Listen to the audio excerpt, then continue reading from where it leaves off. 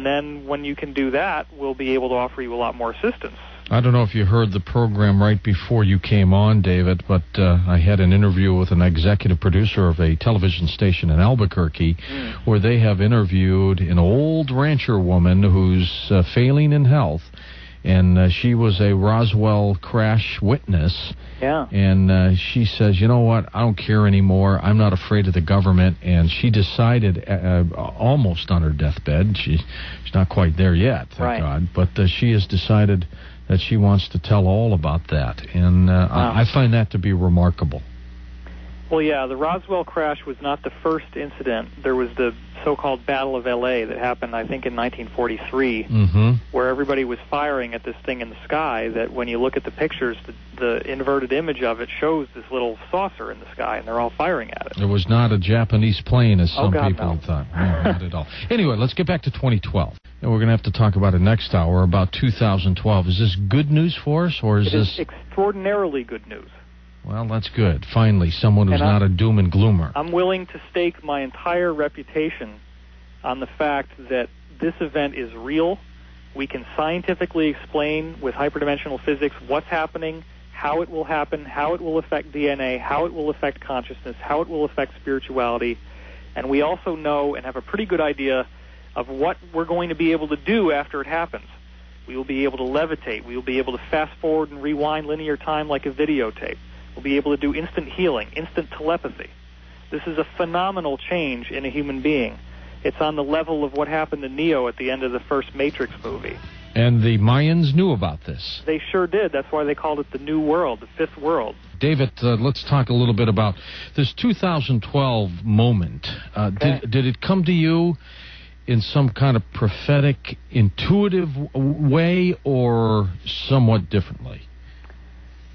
Well, in this case, it was a product of research and finding out. I mean, let's set up the story a little bit here.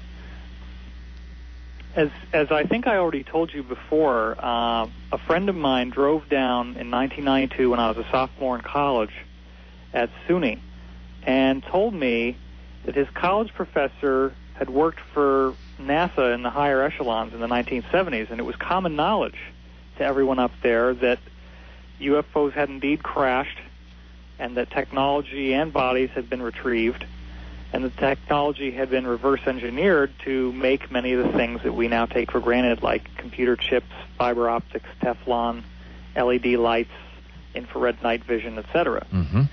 And that was really a profound moment of awakening for me. I'd had psychic experience happening earlier, which we talked about in the last show. When I was 7 years old, I was reading full-length adult books on ESP and performing experiments, but I didn't realize there was a UFO connection and that UFOs could be real until this time as a sophomore. The information was very specific. It got into the propulsion systems and so forth. And so within about 2 weeks after I was told that, when I could finally start breathing again, I decided to devote my life to figuring out how this stuff was affecting us and what did it mean? Why were these entities here?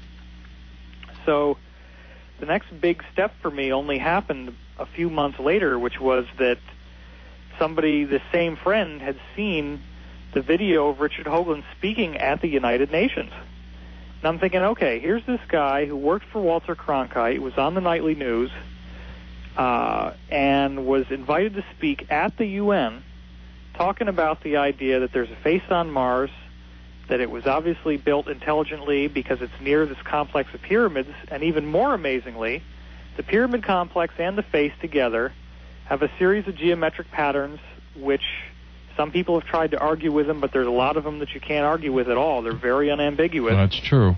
Showing you that there's a new physics going on, showing you this idea that you stick the tetrahedron inside the sphere. Now, how this relates to interplanetary climate change, if you go to the first page of images that we have up on the site right now, if you go to www.coasttocoastam.com, then when you see my name, David Wilcock, there's a little link there that says View Images. Click on that, and then the first thing that you see here is the after effect of a 2,500% increase in the brightness of Venus, where this green glow shows up that they didn't see at all back in 1975. and now it's there. Now, the thing that you notice, for those who don't have a computer in front of them, is that this green brightness is not just like some amorphous blob sitting there on the surface. It's in a straight line. And furthermore, the straight line is perfectly positioned in Venus to show you that it's part of a triangle. And so what I did is I showed the straight line, and then I drew a triangle in around it. And then I showed these other lines behind the triangle that shows that it's actually a three-dimensional object where it says four sides and every side's a triangle, like a little pyramid, except it has a triangle on the bottom instead of a square. And those little triangular pyramids are energy patterns that seem to be showing up throughout the solar system. You see the great red spot on Jupiter, see the great dark spot on Neptune, and one of the things that I discovered in my research is that that great dark spot actually flipped over. It used to be in the southern hemisphere, and then it flipped over into the northern hemisphere. And it actually stayed in one place once it flipped over, and they say, the scientists said, it appears to be fixed at a trapped latitude, and they did not know how that could happen or why. So anyway, we're going to talk about some of this stuff some more, but before we get too into it, let's try to do overview. So the overview of this interplanetary climate change. And this is all related to the Mayan calendar, Andy? Right, that's what I'm mapping back into. Okay. You were basically asking me, how did I find out about the Mayan calendar? Did it come to me intuitively, or what? Right. So Richard's work got me excited about this hyperdimensional physics, and I said, if he's discovered this, there's got to be a heck of a lot more going on than just what he's got so far. And I really became passionately dedicated to it. So in the ensuing 3 years, I had no intention that I would ever be channeling. I didn't even want to read channel books because I was in a scientific mindset. And it was after 3 years that I'd read probably some 500 books and could recite back whatever the book said. And when I applied to a graduate school for metaphysical study, I handed them the whole list, and I said, hey, look, you pick any book on that entire list, and I will give you on the spot a 15-minute discourse on its contents. And they didn't take me up on the offer. I wasn't actually accepted, probably because of my financial situation. But anyway, in the course of this 3 years of research, I'd heard about this Mayan calendar in 2012, and I'd heard the word ascension pop up, and the idea that some type of incredible shift was going to happen with matter, energy, and consciousness all changing. Now, an important event happened to me when I graduated from college. After I'd read these 500 books, after I had been turned down by this graduate school, here I thought I was going to be in beautiful Boulder, Colorado, studying and learning, and I come back and I'm working these desperate factory jobs and just miserable $6 an hour. And after more and more suffering, I finally decided to move back to the town I went to college at. Which was? New Paltz, New York. Okay. 90 miles north of New York City off exit 18, New York State Thruway. And I know that because I used to work at a hotel in New Paltz. So, anyway, in New Paltz, I got a job working at a mental hospital. And considering how much I'd learned about the way things really work, I was often glad that I had keys to the door so I could get out at the end of my shift. Because I figured if I told people what I've been reading about, Face on Mars and so forth, they might just say... They'd keep you there. Hey, let's just roll you over a few more shifts here, David. Yeah, and give you your own room. Yeah.